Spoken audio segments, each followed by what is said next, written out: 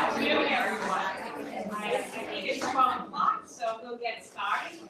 It's great to see everybody, and thank you for coming. It's hard to believe that we are at the end of the fall semester, so this is the last town hall for the fall semester, and we will have two more in the spring semester. I'd like to begin with welcoming a new addition to our CCRI family, Michael Maripodi, who is our new Executive Director for Online Learning.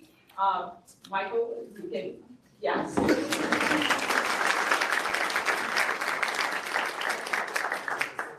Mike joined us in November, and we're really excited to have him on board. This is a tremendous opportunity for the college, and you've heard me say this before. I do believe that the online space is an area that provides a great potential of growth for the college. So I look forward, and I know all of you do, to working with Michael and hearing what his thoughts are on that being a key strategy for us as a college moving forward. So welcome aboard, Mike. Thank you for saying yes, as I always say.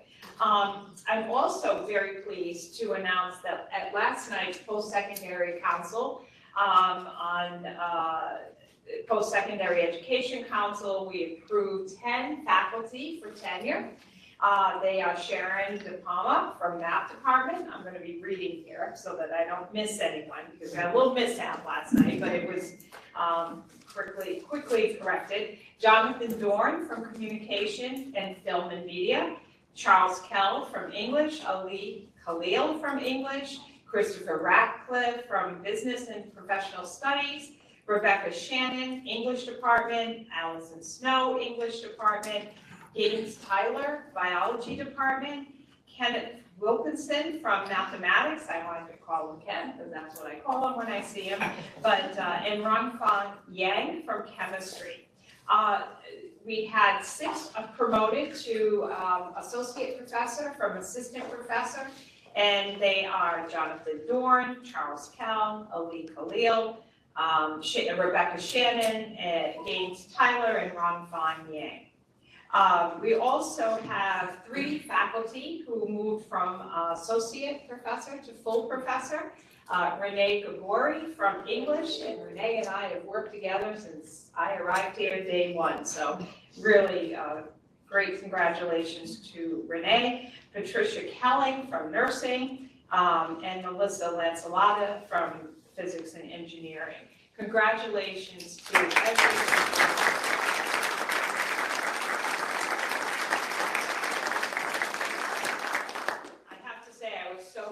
Because I recognized every person that was up for tenure, and I could very confidently say what a strong tenure class this was. So I want to thank all the faculty for the hard work that they put in every day, and then certainly this group that I'm seeing promotions and tenure.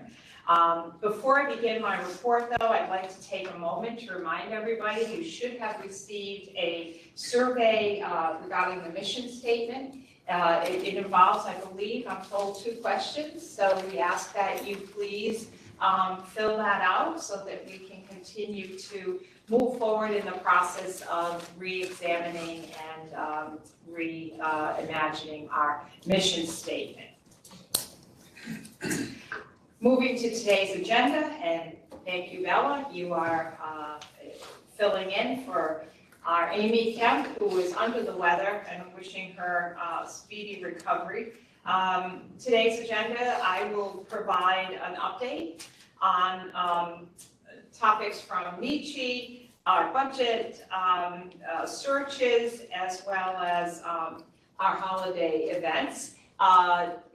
Vice President LaPointe will be talking about enrollment and where we are this fall. Vice President Ogden will be doing some preliminary sharings from our climate survey. And thank you to everybody who participated in that. And then Jenny Johnson from Institutional Advancement will be talking about the activities surrounding the 60th anniversary and other updates from that area. So I'll begin my report with just an update sort of on the national scene. Last week, as is usual, every first week in December, Nietzsche has its annual winter conference, which I attended. This year was very much focused on what the impact from our recent presidential election and how higher ed may be impacted by this. So certainly anybody that was tuning into the campaigns, higher ed was a very prominent position in the dialogue. So first of all, one of the things that was talked about on the campaign trail was a dissolution of the Department of Education. The sentiment, and none of this is sort of confirmed, or the sentiment is that will not happen. There was an attempt, and once reminded of it, I remembered back in the 80s under the Reagan administration to dissolve the Department of Education, and it does require an act of Congress, and it was rejected. And if you remember, with the Department of Education, this is where our Title IV funding, so it's financial aid, it's FAFSA, there's a lot more than accreditation, because accreditation has also been mentioned as an area that may undergo some changes. Nietzsche will definitely keep us informed, but at this point in time, nobody knows. If there would have to be some accountability framework, and with the elimination of a regional accreditor, which I don't think is going to happen, it could fall to the state. So there's a lot of information that we will have to wait and keep close ties to. So it'll be really important that we stay in tune. We are members of the American Association of Community Colleges. We work closely with the Community College Research Center. We're a member of Nietzsche. We've got a fantastic federal delegation that we stay in contact with very closely and frequently. So I can assure you that we will be continuing to monitor whatever changes. There's another area that the incoming administration is a proponent of, and that is short-term Pell, which we very much support, particularly for community colleges. This is where it would be eligible to be used on non-credit side for micro-credentials, workforce training. It is unlikely that this will pass this legislative Congress, but potentially next year. The proposed nominee is in favor of this proposal, so we will stay tuned on that. It certainly would be good for community colleges. There is another part of a bill that is including risk sharing for colleges that is being promoted. That's not so positive. That is something where the sentiment is the colleges have to have skin in the game when it comes to defaults on student loans and having to pay those off. This has several downsides, including a very significant financial impact, particularly on public institutions and then institutions that are like community colleges and so forth. So we will do our due diligence, we will keep our ear to the ground, and I will keep you up to date for my duration here. Let me just say, regardless of whatever is proposed and whatever is put forward, hear it loud and clear from me, our values in this institution have not changed. We remain committed to diversity, equity, and inclusivity, and I just want to make that very, very clear. Nietzsche is also looking to revise its standards, and I'll share with you some areas that they are looking at. These standard changes would not be effective until a year from January, so the Nietzsche team is making their rounds. around the region.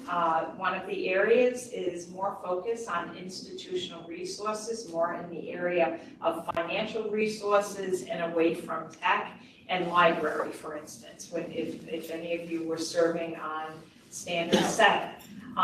They're also looking at organization, governance, and planning, looking at implementing a more flexible guidelines around these external and internal governance systems.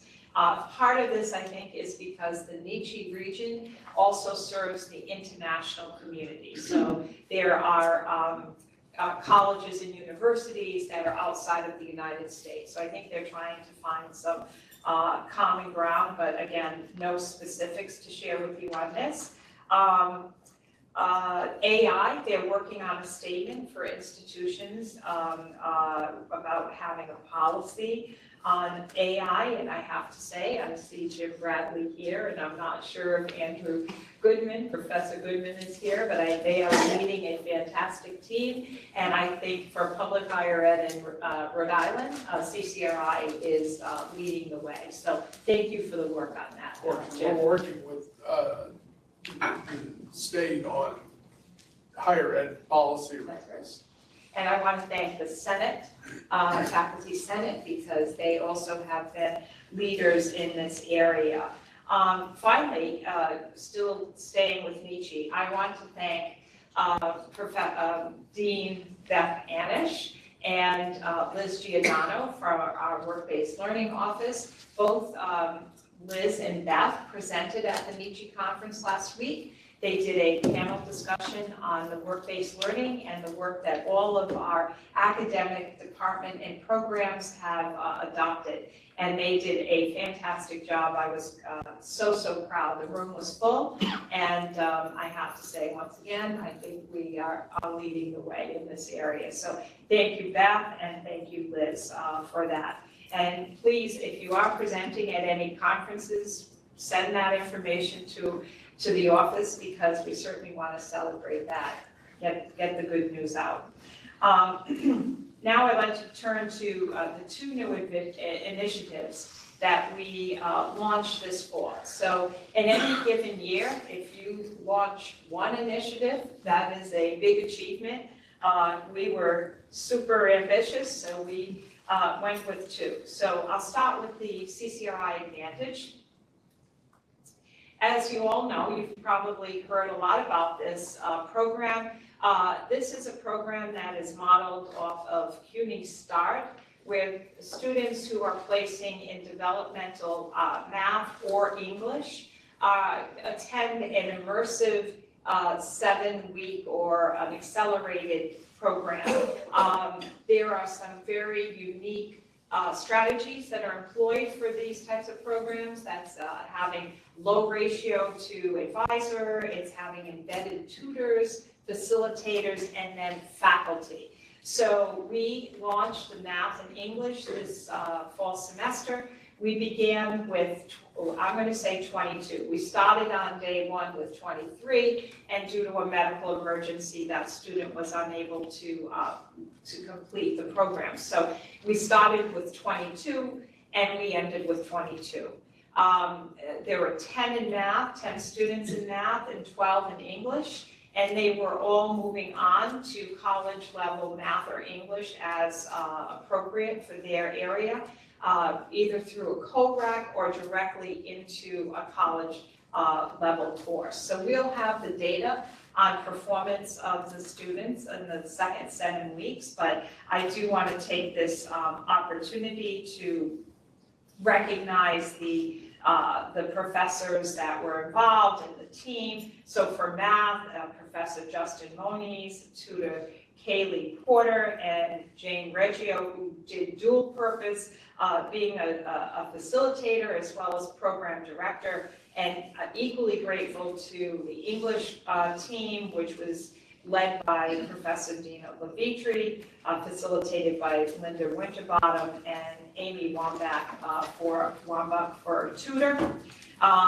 And then for our Path 1010, I'd like to recognize and thank Mary Helen McGinnis and Jana Nib for their Path 1010 instruction, and Kaylee Collins, who was the tutor. I want to thank all of those faculty, tutors, advisors for willingness to embrace new ways of doing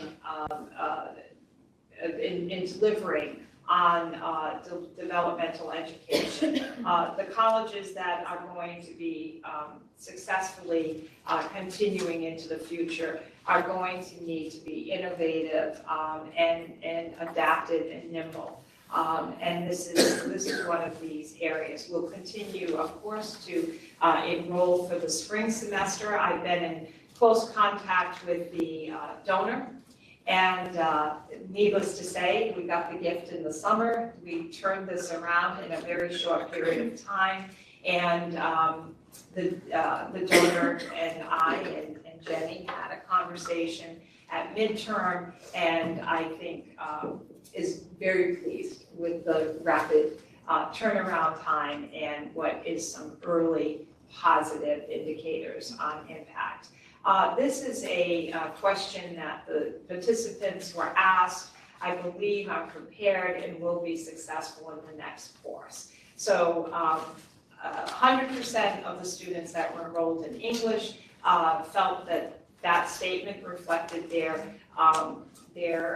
position, and 80% for math. And I think that's pretty good. Math can be challenging, and I say that with a deep respect for our math faculty and math in general. Next, I'm going to move to the 7-week terms. So the 7-week terms also have had some really good early success, I think, signs. As you know, in the past, we offered several versions of how a student could take a course during the traditional 15-week semester. I think at one point, and I can be corrected for sure, we had about a half a dozen iterations. So it could have been 5 weeks, it could have been 6, it could have been 7, etc. What we learned through the research, and faculty who actually went and visited a school who adopted this method, Odessa College down in Texas, and then an internal faculty committee that looked at implementation plans. What we decided was that let's try to cut out the number of options and go with a 7-week term and a 15-week option. And the early indicators are very, very good. So in the fall, we had a total of 2,331 sections offered, of which 425 sections, 18%, and I will say that is not a large number, that is about where we were previously, but with different iterations, were offered in the 7-week format.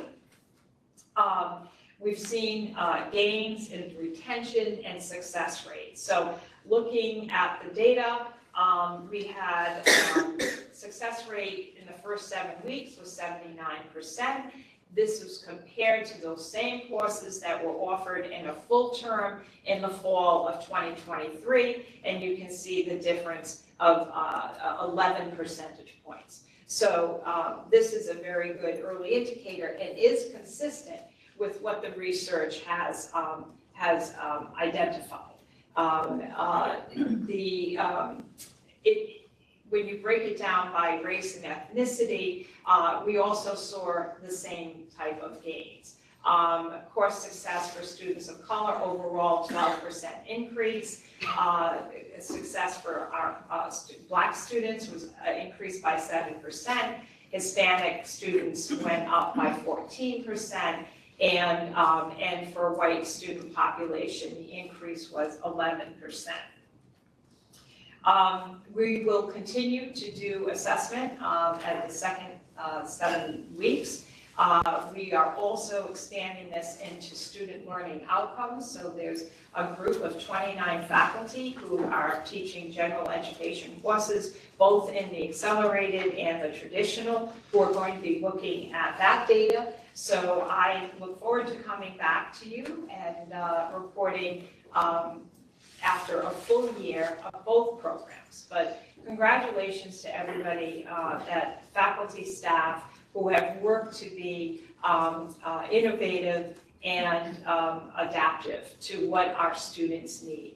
And one of, anecdotal, but a young woman who, a restaurant that I go to now and then, she said to me, "Hey, I got an email from you," and she thought it was personal, I guess, but in any case, I said, "You're enrolled," and she said, "Yeah." She's a mother of 2 little girls, and she said, "I'm taking 7-week courses." She had started in the summer. She's in psychology.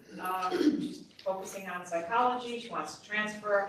And I saw her at the end of the first 7-week term, and she's doing great. And I'm just so happy she had left college, and she's back, and it works for her lifestyle. So we meet students where they are, and I am very grateful that all of you are willing to adapt to that as well. Next is the budget. And not a lot to update. I think Vice President Sullivan has really laid out a very detailed plan when we last met. But high level, the state appropriations, they fund us at 48%. The college is responsible for 51% of the budget. Just to remind you, this year we are asking for a supplemental budget of $650,000. That will be to cover primarily COLAs and insurances. And there was a contract that was settled after the fiscal year 25 budget was enacted. So we're trying to make that up. So the $650,000 is actually the 48% contribution of the state. So we will be obviously advocating for those funds. We also have a approximately $2.1 million gap in state appropriations for fiscal year 26. We're looking for a current service level, as I shared at the beginning of the year. The budget office came out with directions in August to not ask for new programming, look for a current service level, as well as provide a constrained budget that looked at a 7% cut. I have to say our budgets have passed. You can move to the next slide, Bella. Thank you. As you can see through the timeline, it has gotten through the council, post-secondary education, both at the finance and facilities level, as well as the general council. But in both meetings, they were very supportive and very vocal that a constrained budget would have devastating effects on colleges, both Rhode Island College and CCRI. So I'm grateful for that. We have done a lot of work in collaborating with the legislators, and I see the governor monthly, and we're working this through. What will happen, we have already been to the Office of Management and Budget since we last met. That was Vice President Sullivan, myself, and this is where the budget analysts and those that make the recommendations meet with all of the state agencies. We got very, very complimentary feedback, that our presentation was thorough, it was transparent, and we followed directions. So that's good. The next step is that the governor will release his budget on January 16th, and then we know a lot. When the budget is released, it will have more detail into what we are going to be receiving, and from that point forward, they start to commence with House and Senate hearings, And finally, a budget gets voted on it has to be voted on by June 30th, except for 1 year when it wasn't, but I hope that that doesn't happen. So June 30th is sort of the cut date. And, how can you help? You can help if you run into your state legislators, just to advocate for, at a minimum, a current service level. Talk about the good work that you do every single day. There will be hearings. We'll let the community know about those hearings, and feel free to join me. And there's support, there's numbers, and mean the difference. And we're very fortunate right now. We have a good number of CCRI alumni that are serving in our state legislature. So, that we will continue to grow our relationships and make the case for why we need a current service level at a minimum. The way the college handles the other 51% is through 3 levers, which you've heard about before. It's tuition and fees, and we were approved for a 5.7% increase for tuition and fees for this coming school year that begins in the fall. This was a very difficult decision, because no matter what, a raise is a raise. I will say competitively, at least regionally and in the state of Rhode Island, we remain a very, very good value for under $6,000. So that is one area. The other is operating expenses. So some of you have probably already been asked to look at subscriptions. We're looking at software. I'll look over at Jim, because I think he is doing a great job with his team. There are redundancies in software platforms, et cetera, and they can run into thousands and thousands of dollars. As you know, we did have to increase the online course caps from 20 to 28 for the spring. This comes up to just under a $2 million savings. And then the other area, the third area, is the biggest area for our college, which is personnel. And so right now we are dealing with about $8 million in float, and we are there. We've got approximately 67 positions that are open and reviewing them for critical filling. This includes people who have left and new positions that were being requested. We need to get that float up to 10 million. So that's about 20 positions that we need to look at filling, whether we can or we can't. So I will say, I think we're close to, getting to a mission. We must be able to deliver on our mission. So it is important that we fill critical positions. So if you're asking from your department, and please work with your supervisors, your deans, and so forth, because we are looking at those rationales very, very closely. But that's to kind of keep you in the loop on what we will need going into fiscal year 26. It's a tough budget because the state is facing a $350 to $400 million deficit in fiscal year 26 and out years. The other thing, and you will hear Vice President LaPointe talk about this, our enrollment for the first time is down for the first time in 7 semesters, about 2%.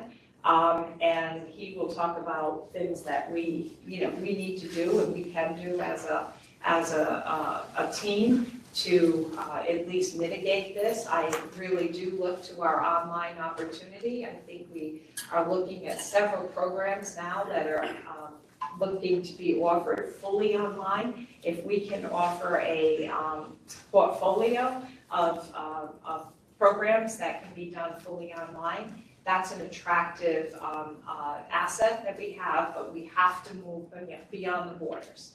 So at Rhode Island, as we've said before, is small. It has a lot of higher ed institutions, They're all competitive, they're all looking at incentives, and the high school graduating classes continue to have that demographic cliff, which we do not expect to see Rhode Island increase in until approximately 2029. So, and we do have a competing state-sponsored scholarship that is basically same criteria that we have. So students now, same number, that has not expanded. High school graduates have 2 choices. And I think when Vice President LaPointe talks to you, you'll hear a little bit more detail about that. Next, searches. I would like to just update you. The presidential search, they have been out to bid for a search firm. I'm understanding, and I'm sure you can understand, I am not in the weeds of all of what is going on with that, but they are close to contracted. They haven't just even, as we speak, signing. Once the contract is signed, and I think that the Commissioner's office is in the process of identifying potential search committee members. I did check with the chair last week and as to what is the timeline, and he believes that that timeline has not changed dramatically, which is sometime in the spring. So things should be working very quickly in the coming weeks. I think the Commissioner's office will be the one that probably communicates directly with the college community, which is appropriate. We also have 2 Associate Vice President active searches ongoing. One is at its conclusion, which is for institutional advancement, and the other is at the beginning, which is for workforce. And both of these are critical positions in terms of bringing revenue into the institution. So I just want to conclude my remarks with, I hope you'll join me at the estate tonight. And I want to thank Michael Arquetto, Michael Kynes, Bree Finch, Patrick Fleming, Andrew Lynn, Deb Zielinski, and Nicole Ferrier. Please come by, even if you can only stay for a few minutes. It is absolutely gorgeous, and I would love to toast this holiday season with you. I want to thank you for a great semester, your hard work, and it's just a pleasure every single day. So thank you, and I wish you and your families a very happy holiday season and a healthy, happy new year. With that, I'm going to turn it over to Vice President LaPointe. And Greg, don't bring us down. So my slides, you can keep going. We're a little bit short on time, so my slides are, go back to the agenda, please. Short on time, so I'm going to kind of speed through this, but please feel super comfortable to reach out to me or reach out to Amy Kastrick if you want some more details on this. But I hope in a short time I have with you, I'm just going to go over final enrollment numbers, talk to you about enrollment retention priorities. I did want to highlight the One Stop for Student Services. I'll talk very briefly about our current persistence and retention rates, and then just talk a little bit about some events and so on around student experience. So next slide, please. So very quickly, to be honest, I'm very surprised at our enrollment position. We've been on 7 consecutive term-over-term increases, incremental. And last year we ended up at 12,518. We did have a goal of this year of 12,750, which I thought was super reasonable given kind of historically and what we've been doing in the Division of Student Affairs. But at the end of the day, we've ended up after census at 12,275, so that is 2% down. The one thing I do want to highlight for everyone is you'll see that kind of headline. We actually did have 13,204 students enrolled at this college on September 10th. And I'll talk to you a little bit about a few of the things that I believe are contributing to this, and nothing new, we've shared it before, but it's just something as an institution we're gonna have to continually have focus and attention on and make, incremental improvements. Next slide, please. I did want to share a little bit about the Fresh Start Scholarship Program. This program is really important to our enrollment and financial position now and in the future. And I know we are all trying to advocate for, trying to make something like this permanent or not. But through the program over the last year and a semester, we've brought in over 2,000 Rhode Islanders through this program. And remember, this is going after students that were with us. When we go out to the National Student Clearinghouse, we can see they haven't earned a credential anywhere else. They haven't earned that associate's degree or higher. And so to date, we still have about $2.1 million remaining. I do hope that we'll be able to keep that through at least the spring of 2026, because we're going to need this program to help support us next year. But just so you have some of the numbers, I don't think my column chart is all that appropriate, but in the fall, we had 973 Rhode Islanders. We brought back, those are new Rhode Islanders into the program.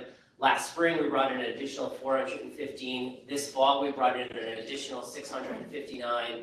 And we are on track. Jenny knows, and others, Jen, is crushing it. We'll hit the 500 goal for this spring. And as we move forward, I'll let you know on kind of where we are next. So go ahead.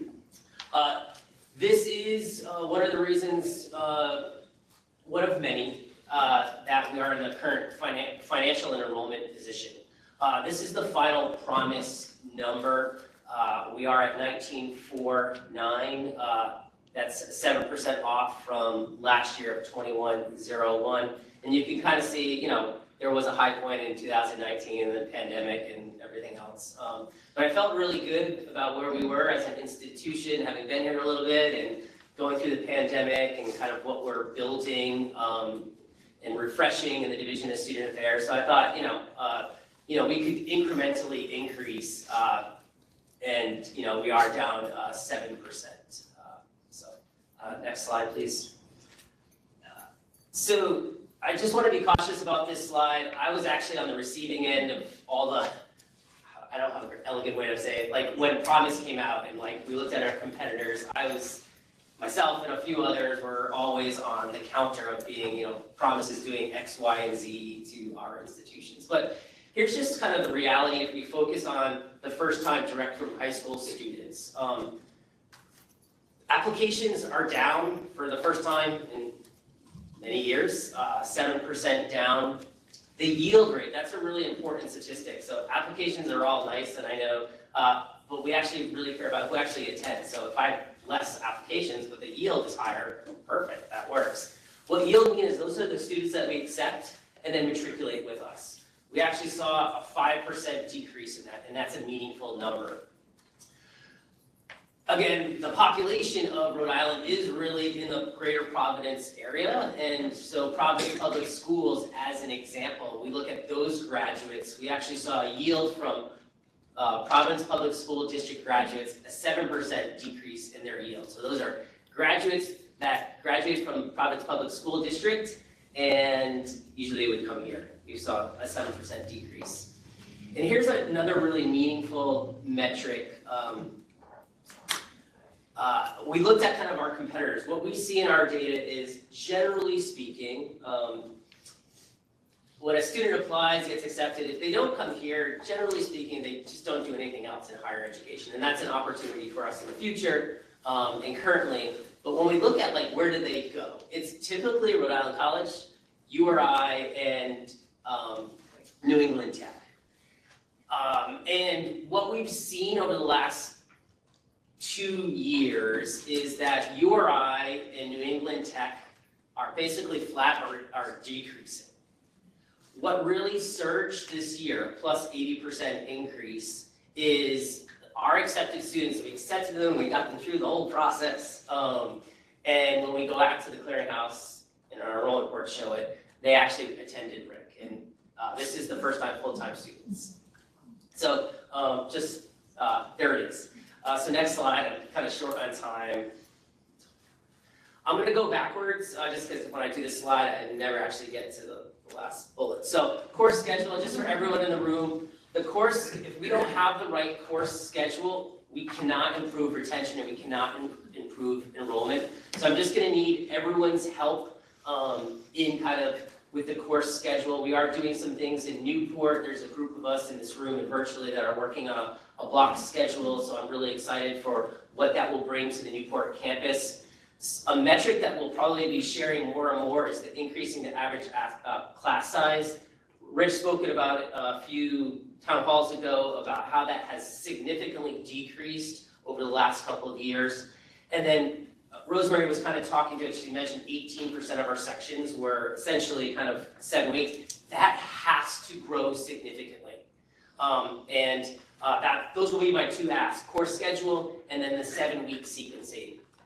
Fast perform is something that's a top priority for me, and I'll be kind of continuing to kind of look at. Another reason of why we're in kind of the position we are is the financial aid fiasco. Essentially, we do have 8% fewer FAFSA submissions this past fall. Another meaningful statistic, and that's why we have One Stop and some of the other initiatives around financial aid, is that 86% of the students that enroll with us are leveraging financial aid. That is meaningfully different than the way this institution operated a decade ago, where there was a lot of cash payments, credit cards, etc. Financial aid is how students are paying for their education. Satisfactory academic progress appeals, we've talked about this over the last year or so, but these are students that if we do not do an appeal with them, they're not coming back. And this is thousands of students. So you'll see just in the fall, the team, financial aid, advising are at the center of this. 1.76 million we brought in through appeals. That's about 1,259 appeals. These are like individual appeals that have to get reviewed. We did over the summer for the fall, and they're getting a 77% approval rate, which is really strong. So people have, really not great things that are happening in their lives that are stopping them out. Job for non-payment, again, I want to just talk about that's something that we are going to continue to have to improve. We are blocking registration for students that have a hold of 625 or more for the spring. I share those two bullets to September 30th and November 18th. The job for non-payment cannot be a black and white event. And this is a great example of like, hey, when classes start, you haven't paid your bill, oh, we just dropped you. If we did that, we would be short, there's $900K that was on the drop for non-payment on September 30th. And with advising, financial aid, One Stop, all these groups of people, we've got it down to 262, and that goes down every week. The same thing on the drop for non-payment on November 18th. On November 18th, we held 103, I don't know how many students, but 103K. If I just dropped them, we'd be short 103K. But working with these students, again, the same teams, we're down to 58K. And I feel really confident with the teams that we have and what we're doing. It will never get to zero, but it's going to get much smaller. And then just finally, enrollment for verification. This is something we have to, as an institution, continue to work on. We had 2,493 students that were no-showed. That's equivalent to, think about it, 89 sections. If you just do the math, 2,493 divided by 28, 89 sections of no-shows. 7,349 credits. Again, this is never going to be zero, but that's $1.7 million. And I'm running out of time, so but I can talk to you about a little bit about the rest of it at another time. Next slide, please. So I do want to give a big shout out. There's One Stop area. We did a total changeover of that work this summer. It's probably the worst period to do it, but we all survived. Again, we changed over in a peak period. We have a total rebrand, and there's a hyper focus, as you can see the linkages to a couple of my other slides, with financial aid and bursar. It's not just about registration. We need to really focus on those other pieces. We have 18 amazing staff in this group, customer service minded. I did want to point out, given our financial enrollment position, this is impacting staff. So the team, we've had 5 people move on or actually be promoted into other areas. There's 5 roles that in normal times, good times, they would be there. And we've had to hold back 5 positions given our current situation. Again, we have really high student satisfaction ratings. This is a little bit about why we did streamline services and accessibility. And these are all some of the things that we've brought to the One Stop area for the last year or so. So next slide, please. More FYI, this is our persistence rates, so 81% between fall and spring. Not bad given our sector, but think about it. If you brought in 100 students in the fall, only 80 are back in the spring, so we can do better. Next slide, please. Fall to fall retention, so this is looking at fall to fall, so say fall 23, those that come into fall 23, are they back in the fall 2024? And you can see a 59%. And that's comparable to our New England public institutions. And then my last slide is I did want to think there's a lot going. We are doing a lot at this college to support students, to be in the community, and these are just some of the events that many of you in this room are supporting, participating in, and there it is. And I am super grateful. For everyone that's doing whatever they can to engage our students, to engage the community. But I do think we are doing all the right things, and I think there's some really big things, a lot of great things for our students and our families. So that's it. Okay, I just want to clarify something because I'm sure there'll be, no, the average class size, when we talk about increasing. So our average class size is 17, and I think that's what you're referring to. Because we have the 28, I'm not talking about, we're talking about, running classes as full as we have the allowable, which is 28. Correct. So when you have 17, that's on average 11 empty seats across the board. So I just want to clarify that. Okay, next, Vice President Ogden. And I'm going to take And we will have questions at the end too. maybe. All right, so today, can we just go back to the, so we're going to do the high level of the outcomes of the climate survey. We just got the results last Friday afternoon, so I really want to couch it like we are still looking at it. There's a lot of information to go through. I'm going to talk about next steps and how we want to engage people in it. So thank you, Bella. This is like a by the numbers. So again, we had good participation. For those of you that haven't been with us since 2018, that was the last time we did a climate survey, but thank you. And this is about the same amount of participation with the same amount of ratios. And these were the goals of this year's climate survey. Reported satisfaction, common themes about belonging and inclusion, and what do we need to do to really support faculty and staff satisfaction working here? So we can go ahead. All right, so we have some overall recommendations. These are from Hanover Research. So for those of you that probably saw all of the communications, Hanover ran this anonymous survey on our behalf.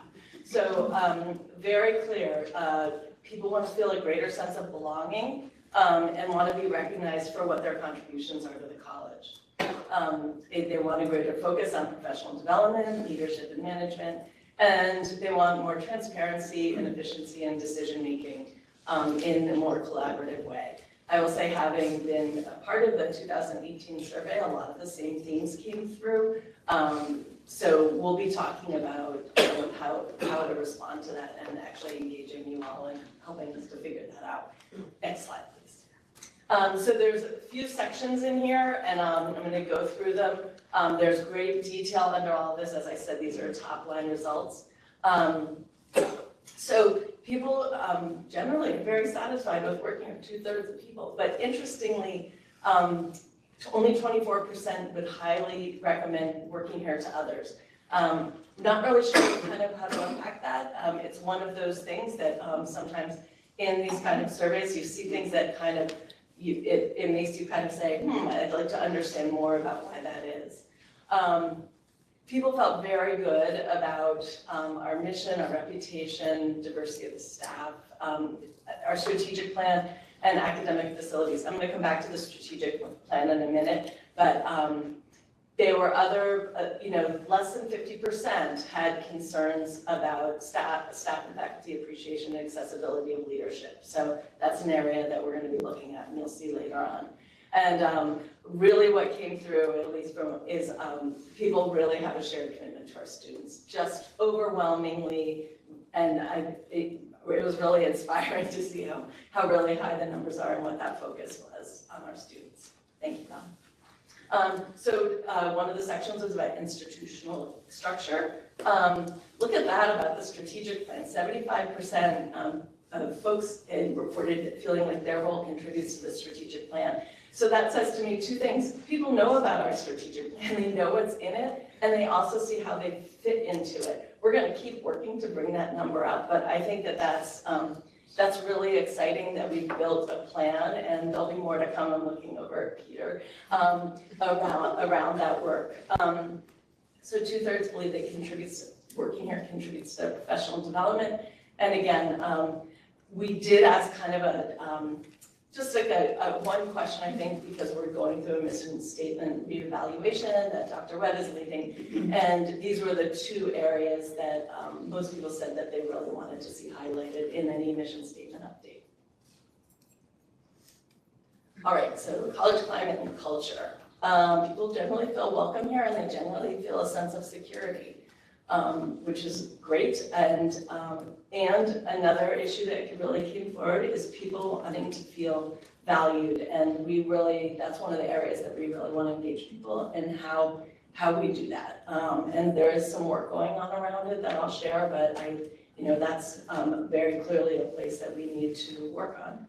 And this was also so that the 87% feel like they have strong relationships with staff members and students. Again, I think that shows what a mission commitment community that we have here. And 51% feel that the senior leadership their own relationship with senior leaders could be strengthened. So again, that's a place that we can work on, and I think there are lots of ideas out there about how we can do that. Please go ahead, Bella, thanks. Diversity and inclusion, there was a lot of support for our work around diversity and inclusion in the survey results. People want to know more, and they want greater visibility for them. So that's a great challenge to our DEI council and the people who are involved in that there's really a hunger for more and have it be really visible on campus. I'm a New Yorker thing. The greatest strengths that people identified was the dedicated faculty and staff. Again, this is high-level work. The affordability and accessibility of the college, and the student-centered approach. We also asked a question. So these categories are summaries of our open-ended questions. So just to get a sense of how they've been condensed, and then areas to work on.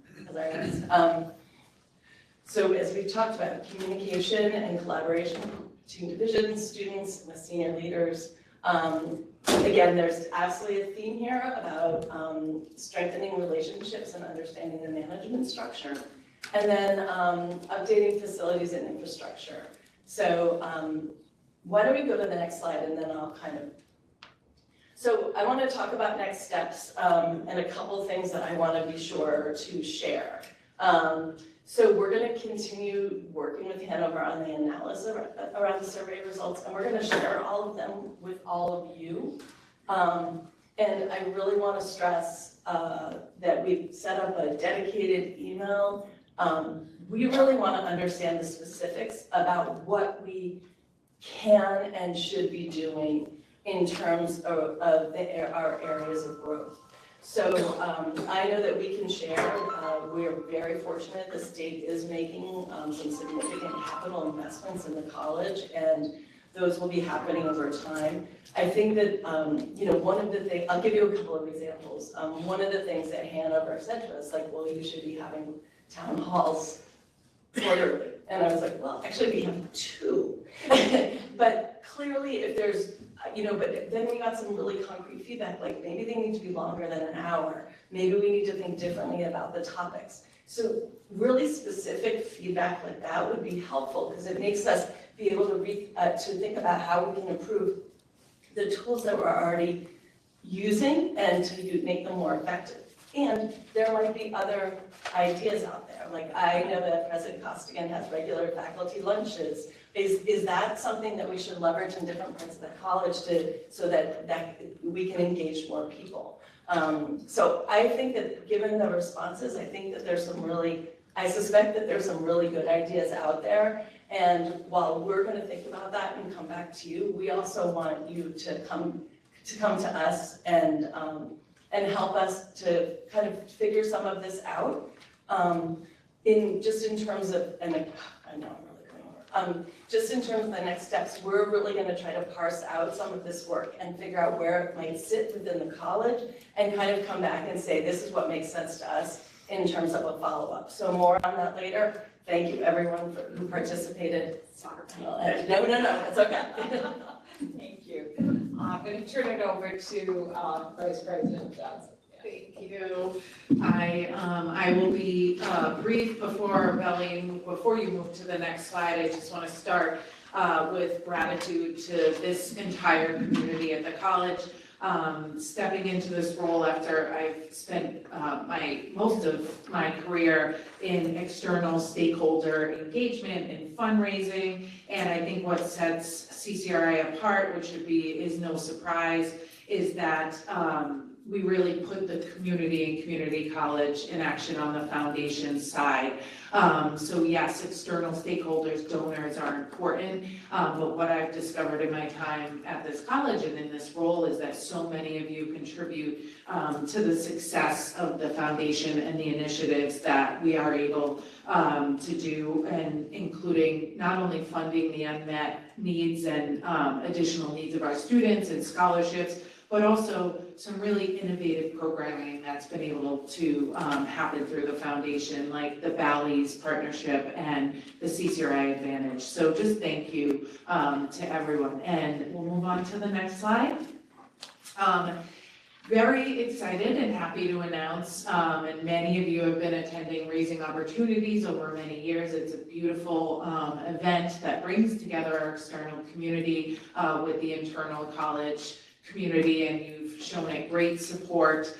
It's been at Lincoln the past couple of years. This year, we all know we have a beautiful and vibrant campus right in the heart of the Providence community. So we are going to be having our 60th, as the president pointed out, is a diamond year for anniversary Raising Opportunities at the Waterfire Arts Center, which is also embedded in the beautiful community of Providence on Valley Street. So save the date email will be going out. We hope that many of you can join us. We promise an inspiring and fun celebration. Just a quick picture of, if you haven't been to Waterfire Arts Center, it really is a beautiful space. And just in the 30 seconds, wanted to also mention thank you to the 60th anniversary College Coordinating Committee. We had an intimate but beautiful and high energy reception, bringing together that committee with our honorary committee, which is made up of legislators who are alums of CCRI,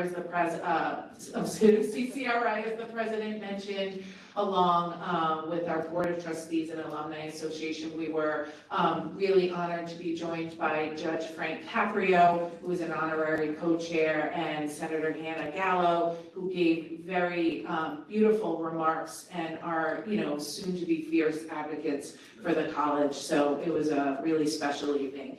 And moving on, just wanted to recap our student support for fall 2024.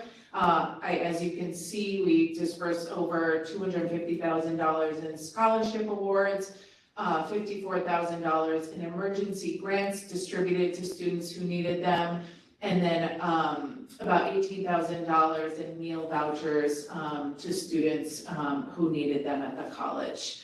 And lastly, just wanted to update you on a program, Coaching for Success, that is run in partnership with Student Affairs and the CCRI Foundation. This was a program that we started to track manually through a grant providing students with stipends, and we're happy to say that we partnered with the Mentor Collective for the first time, a technology-based mentoring program. Students do receive stipends to participate, but as you can see, it's twofold. So the student success programs, we engage mostly second-year students who have earned a certain amount of credits as peer mentors to new students coming in. And then the career success program connects students with external mentors throughout the community. You can see the numbers in the first year and in the second year. So to date, 100 mentees are matched with 66 peer coaches and 102 mentees with 46 career mentors. And I won't read it in the interest of time, but you can see those conversations are ongoing, whether they're phone, Zoom calls, text messages. We're in the midst of still collecting that quantitative and qualitative data and monitoring it, but I've been able to see some really good quotes of why our peer mentors are opting in to do this. And it's really just, I think, enhancing our students' experience both on the front end and the back end of their education. So really proud of that initiative, and thank you. Thank you. I know we started a little bit late, so I do want to offer a Q&A period, both for people joining virtually and those in the room. If you have time to stay, I am willing to stay myself. So any questions? It feels like we were fire hose here. We got a lot of information out. Any questions from anyone in the room? We do have one Bella? question virtually. Yes? So the question is, how will CCRI Advantage be scaled?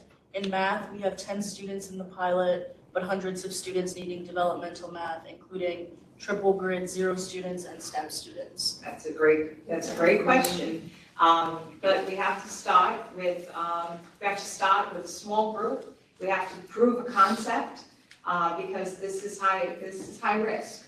So that is the way the gift is designed, is that it's scaled up each semester. So we'll be monitoring outcomes. This particular program is really targeted at students who require some developmental assistance in one subject area. There's a bigger issue as well in terms of what do we do with a very high need with multiple developmental needs, and that is a question that we will be working with academic affairs and the experts in the field of English and mathematics. But the first one is, which is what CUNY START focused on, is taking students with one area of need. And we got a late start this summer because the gift I think it was deposited in August, was it, Jenny? And, but we were moving forward anyway. But we also needed to be cognizant of whether we were going to be able to fund it. So this is going to be a scaffolding of enrollment. Our advisors are working, working hard to identify students, and it is a voluntary program. So this is the first step in many, many steps to get developmental education right-sized. You should just say, it does, it does scale pretty quickly. So again, CCRI Advantage, the goal is about 100 students, Rhode Islanders are served this year. And then per kind of the way it's been planned out, I think we're up to 275 in year 2. I don't know, year 3 it's higher than that. So I think the goal is within a couple of years, we'll be able to do this at scale at about 500 students or so annually, which is a pretty big number. Any other questions? That's it for the chat. That's it for the chat. No questions in the room? Okay. Okay, let you all get back to your duties, and I hope to see you later this evening, but happy holidays if I don't. Thanks so much.